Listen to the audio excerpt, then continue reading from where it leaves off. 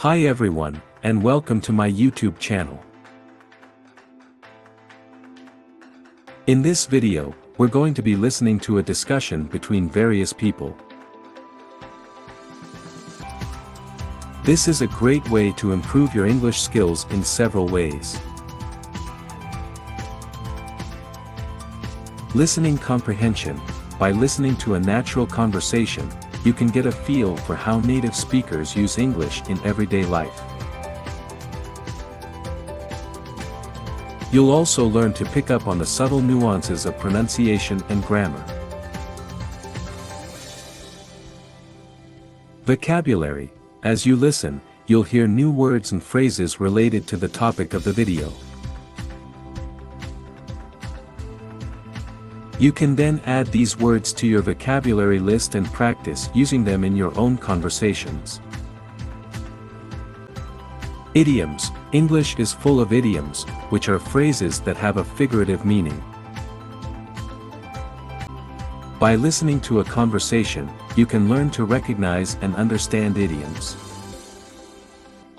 Grammar. As you listen, you can also pay attention to the grammar being used.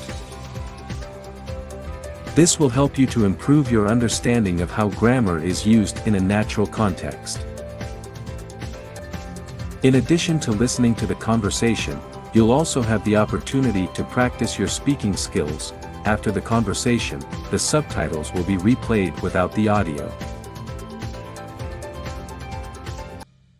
This will give you a chance to repeat the dialogue and practice your pronunciation.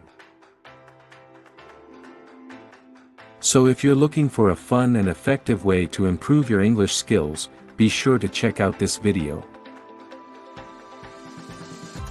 I hope you enjoy this video. Let's get started.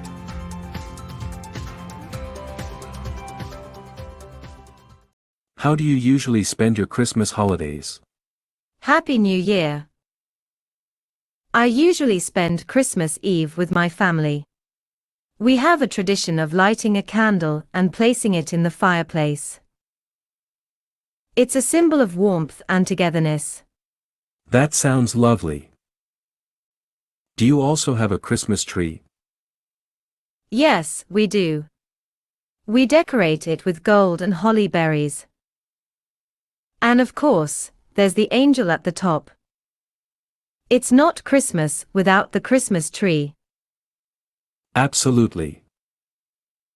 And what about the Christmas meal? Oh, it's a huge blowout. It's turkey and all the trimmings, pigs in blankets, and a stodgy dessert. We even have eggnog and some bubbly. Sounds delicious. Do you also exchange Christmas presents? Yes, we do. After the meal, Father Christmas comes down the chimney and leaves Christmas presents under the tree. The kids love it. That's wonderful. And what about the religious aspect of Christmas? Well, we're Christians, so we celebrate the birth of Jesus. We have a manger scene with figures of Jesus, Joseph, and the Magi. We also sing Christmas carols. The Christmas music's on a loop. That sounds like a perfect Christmas day.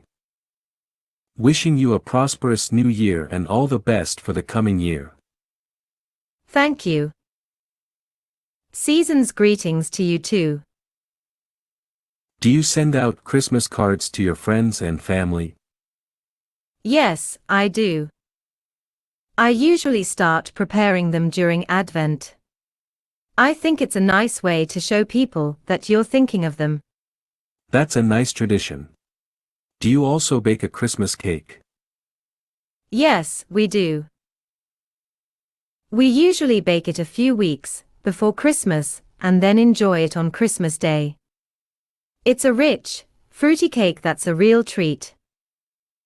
Sounds delicious. And what about Boxing Day? Do you celebrate that as well? Yes, we do.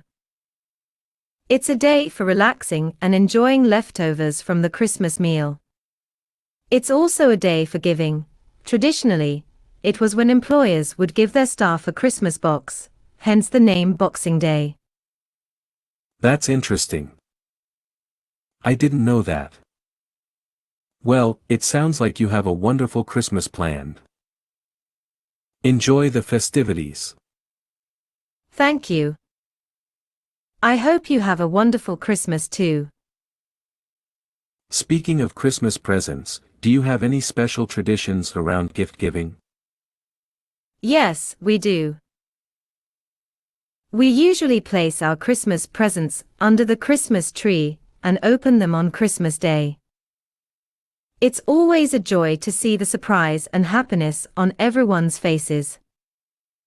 That sounds wonderful. Do you usually know what you're getting, or is it a surprise? It's usually a surprise. We all try to find thoughtful gifts that the others will love. It's not about the cost of the gift, but the thought that goes into it. I completely agree. The best gifts are the ones that show you really know and care about the other person. Exactly. And sometimes, the best gifts aren't things at all. They could be experiences, or even just spending time together. That's so true. After all, Christmas is about being with the people you love. Absolutely. And that's the greatest gift of all. I've heard that many people travel during the Christmas holidays to reunite with their families. Do you have family members who do that? Yes, we do. Some of our family members live in different cities, or even different countries. They usually try to come home for Christmas. It's a time when we can all be together. That sounds lovely. It must be nice to have everyone together for the holidays. It really is.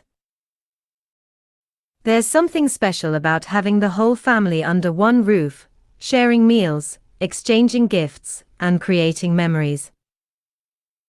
It's one of the things I love most about Christmas. I can imagine. And I suppose it makes the goodbyes at the end of the holidays a little bittersweet. Yes, it does. But we always look forward to the next time we'll be together. And of course, there's always the promise of next Christmas. Do you have any special games or activities that you organize with your family during the Christmas Eve? Yes, we do. We have a few traditions that make the evening more fun and interactive. One of them is the Christmas cracker game. Oh, I've heard about that. Isn't it the one where two people pull on either end of a cracker and it makes a small bang? Yes, that's the one. Inside the cracker, there's usually a small toy or trinket, the joke, and a paper crown. The person who ends up with the larger part of the cracker gets to keep the contents. It's a lot of fun. That sounds like a blast. Do you have any other games? We also play a game called charades. We write down different Christmas-related phrases or movie titles on slips of paper and take turns acting them out. It's a great way to get everyone laughing and involved. I love charades. It's such a fun game. Any other activities? Well, after dinner and games, we usually gather around the fireplace with some eggnog and read Christmas stories. It's a cozy and heartwarming way to end the evening. That sounds like a perfect Christmas Eve. Your family really knows how to celebrate. The dialogue is now over. You can stop here, or if you want, you can move on to oral practice. In the next part of the video, you'll see the same dialogue again, without sound, so you can practice repeating. Good luck.